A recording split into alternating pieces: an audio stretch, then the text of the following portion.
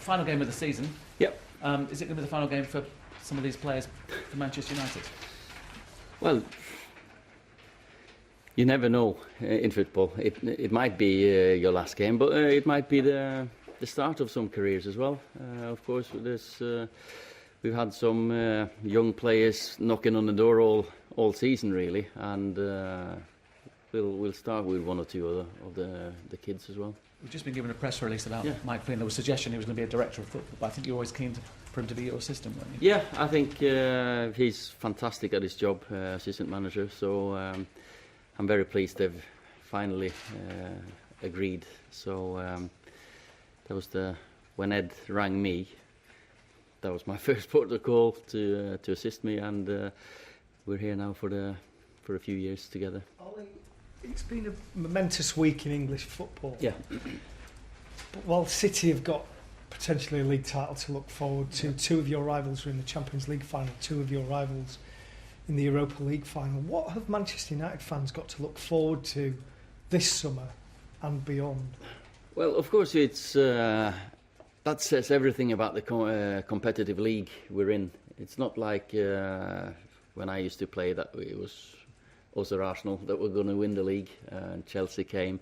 Now it's a very, very competitive competition, and we're challenging against the best teams in the world for these trophies. And of course that tells us that it's going to be a great challenge. We want to get back to where we used to be, and that's we know as a club, we know as staff, the players know that next season we've got a great challenge ahead. It's going to be important that we come together from the first day. Pre-season is going to be important, and I'm sure, like some of the players said Luke said last night, we will make sure that the supporters have got something to cheer for us next year. Sorry. You've had time to sort of analyse your squad and see who you think fits into your future plans, but how big a summer is this for you in the club? Of course it's big. There's players who've contracts have run out. Some players will definitely come in. There's some young players coming in, and we've worked since I came in. Really, I worked with the club, with the recruitment, with the analysis departments. We've identified some players that we think will fit the Man United squad, our squad, and let's hope that we can get some over the line. It's not easy.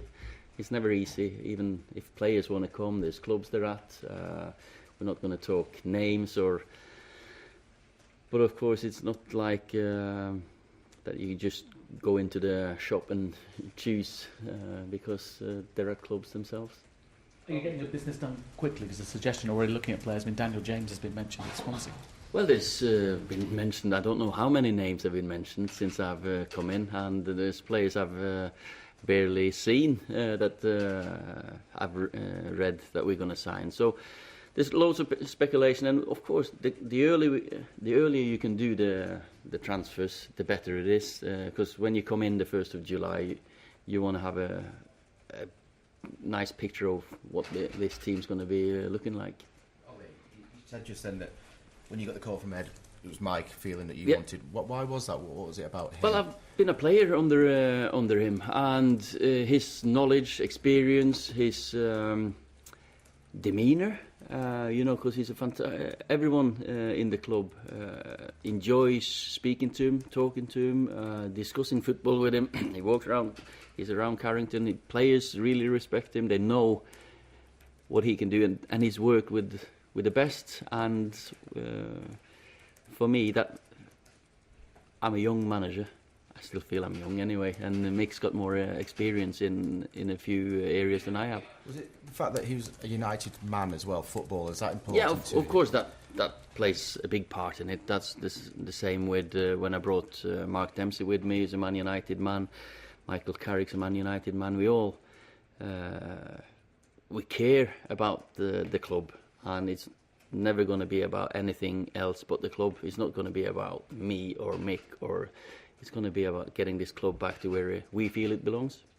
Thanks. It could be Valencia's last game this week, and is he going to be given a send-off? And with Ander Herrera, is there any clarification there? Is he leaving or is he staying? I spoke to Antonio yesterday. He's not been fit this 6 or 5 months I've been here. Unfortunately, he's really struggled, but he feels that he could play a part. Yes, and I would hope that he gets through today and tomorrow, and we could give him a nice send-off, because he's been a fantastic servant to the club. He's been Player of the Year. He's been captain at the club, and I think that's only fair.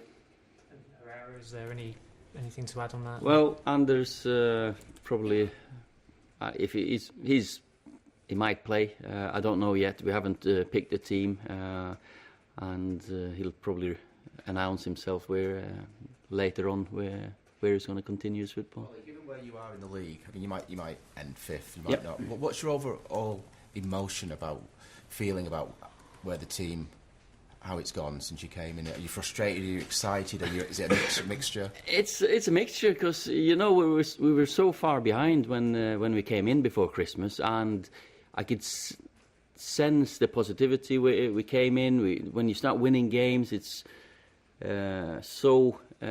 it was fantastic to be in that group, and that showed us the potential and the quality in the players. Of course, we didn't have the consistency. We struggled for form lately. We got some injuries. I'm not going to blame injuries on that, but as I said earlier, it's a competition here now.